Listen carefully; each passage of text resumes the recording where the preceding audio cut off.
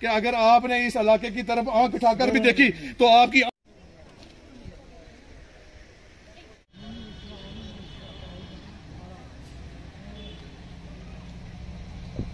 मैं सबसे पहले तो मैं आपको वेलकम करता हूं और मुबारकबाद देता हूं। और मैं सबसे पहले तो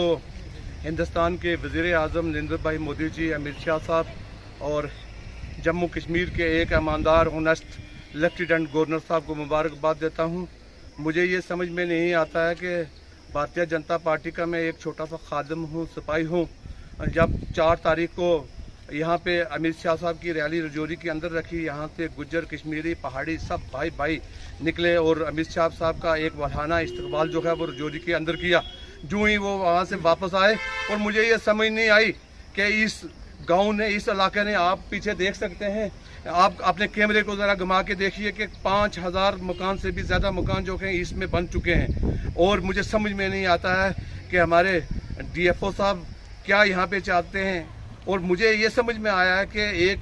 फाइल जो है उसका केस जो है वो 17 तारीख को या हाई कोर्ट के अंदर है, जिसकी तारीख वहाँ पेशी होनी है। इसलिए उन्होंने क्या किया कि यहाँ से नायब तहसीलदार साहब को और साथ में पुलिस लेके इस इलाका को डेमोराइजेशन करने के लिए वह फाइल निकाली है। तो मैं जनाब DFO साहब से, DC साहब से ये दरख्वास्त करना चाहता हूँ कि जनाब अगर फॉरेस्ट की डेमोराइजेशन की जो फाइल है वो आप मेरे साथ चलें, मैं इन लोगों के साथ चलूंगा। जहां जहां आपकी वो फाइल बताएगी डेमोराइजेशन के लिए, अगर वो रकबा जो आपने कोर्ट के अंदर लिख के दिया है कि खसरा नंबर कंपार्टमेंट नंबर 180 है, अगर वो आपका कंपार्टमेंट नंबर 180 आता है तो मैं आपके साथ रह के जो एरिया है वो आपको खाली करवा के देता हूँ। लेकिन यहाँ पे 5000 मकान, यहाँ पे कम से कम 20,000 25,000 की आबादी रह रही है और आप इन लोगों को तंग कर रहे हो। मुझे समझ में ये आ रहा है कि ये वो लोग हैं जब यहाँ पे मिलिटेंसी जो है वो बड़ी पीक पे थी और इन लोगों ने हमारी आर्मी के साथ, पुलिस के साथ काम किया शाना बिशाना। किसी को 2 मरले जगह है, किसी को 5 मरले जगह है, किसी ने 10 मरले जगह है, वो भी खरीद करके इन लोगों ने यहाँ पे मकान बनाए हैं। आज आप इन लोगों को यहाँ से घर से बेघर करना चाहते हो। मैं जनाब DC साहब से पुरजोर अपील करता हूँ। मैंने DC साहब के दफ्तर में भी मैंने चक्कर लगाया है और मैंने तहसीलदार साहब से मेरी टेलीफोन पे बात की गई है और तहसीलदार साहब ने मुझे कहा कि DC साहब की तरफ से हमें हदायत जारी हो गई है कि जब तक फॉरेस्ट वाले जो हैं वो डेमोराइजेशन की फाइल नहीं लाते तब तक कोई भी एक्शन जो है वो वहाँ नहीं किया जाता है और ना ही फॉरेस्ट वालों के पास कोई डेमोराइजेशन की फाइल है। मुझे लगता है कि यहाँ पे कोई एजेंसी ऐसी काम कर रही है जो भारतीय जनता पार्टी के खिलाफ काम करना चाहती है और लोगों में ये आवाज़ फैलाना चाहती है और लोगों में ये आवाज़ देना चाहती है कि भारतीय जनता पार्टी की हुकूमत हिंदुस्तान के अंदर है और यहाँ पे लेफ्टिनेंट गवर्नर जो है वो भारतीय जनता पार्टी का है। और शायद हो सकता है इसकी वजह से ये बदनाम किए जाए, लोगों को दरबदर किया जाए और उनके खिलाफ, क्योंकि आने वाले वक्त में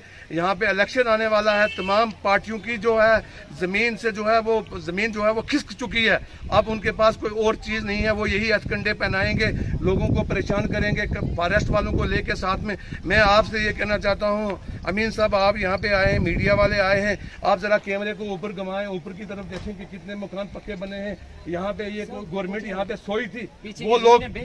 लोग जिन लोगों ने इस वक्त तक 1970 से लेके इस वक्त तक यहाँ पे इस रियासत जम्मू कश्मीर पे हुकूमत करते आए, इस हिंदुस्तान को लूटते आए, वो लोग वहाँ उन लोगों के दौर में यहाँ फॉरेस्ट नहीं थी और फॉरेस्ट एक्ट नहीं थे। और आज कौन सा नया फॉरेस्ट एक्ट आ गया है जो इन लोगों के लिए यहाँ पे कोई ऐसी चीज़ नहीं है, ना कोई डेमोराइजेशन की कोई फाइल है फॉरेस्ट वालों के पास। खाम में लोगों को परेशान करते हैं, लोगों को हरासमेंट करके रखा है। खाम में एक DFO के लेटर पे आपने मतलब वहाँ पे नायब तहसीलदार को भेज दिया। मैं फिर आपका शुक्रिया अदा करता हूँ कि आपने तहसीलदार साहब को बोल के और नायब तहसीलदार को वापस किया और पुलिस को वापस किया। मैं जनाब SSP साहब से भी दरख्वास्त करूँगा कि मैं ये कहूँगा कि जनाब ये लोग, ये मासूम, इनके मासूम बच्चे, छोटे छोटे बच्चे स्कूलों में पढ़ते हैं, दिन को ये मेहनत करते हैं और रात को अपने बच्चों का पेट भरते हैं और इनकी यही गलती है कि ये 4 तारीख को भारतीय जनता पार्टी के जलसे में गाड़ियां भर कर यहाँ से रजौरी में गए और रजौरी में जाने के बाद इनके ऊपर जनाब आज मैं ये कहता हूँ कि आज 14 तारीख हो चुकी है और इस वक्त मतलब इनको डेमोराइजेशन करने के लिए फॉरेस्ट और पुलिस साथ में पहुंच गई है। और मैं कहूँगा कि इसके पीछे भी जो इलाका है आप वहाँ पे देखें कि उन्होंने तारबंदी की है, मतलब उस इलाके में उनका कोई भी लेना। मैं जनाब डीसी साहब से दरख्वास्त करूंगा कि जो गैर कानूनी तौर पर फॉरेस्ट वालों ने वो तार लगाई है, इन लोगों के माल मवेशी वहाँ पे चढ़ते हैं, ये माल मवेशी रखते हैं और सर को उठाया जाए। मैं ये कहूँगा कि भारतीय जनता पार्टी, हमारे नरेंद्र भाई मोदी जी लोगों को बसाते हैं, लोगों के घर आबाद करते हैं। हमारी पार्टी गवर्नमेंट जो है वो लेफ्टिनेंट गवर्नर साहब, हमें फॉरेस्ट हकूक दिए गए हैं, उनको मतलब उनके रहने के लिए उनके राइट दिए गए हैं। और मुझे समझ में नहीं आता है कि ये कौन से लोग हैं, ये कौन सी एजेंसियां हैं जो हमारे इस डिस्ट्रिक्ट के अंदर ये काम कर रही हैं और मतलब भारतीय जनता पार्टी को कमजोर कर रही है, हमारी गवर्नमेंट को कमजोर करना चाहती है, हमारी सरकार को कमजोर करना चाहती है। मैं मीडिया की वजाहत से मैं जनाब डीसी साहब से भी ये दरख्वास्त करूंगा, मैं जनाब एसएसपी साहब से भी दरख्वास्त करूंगा और मैं जनाब डीएफओ साहब हमारे जो हैं वो नए हैं, मैं डीएफओ साहब से एक बात ये जरूर कहूंगा कि कहते हैं कि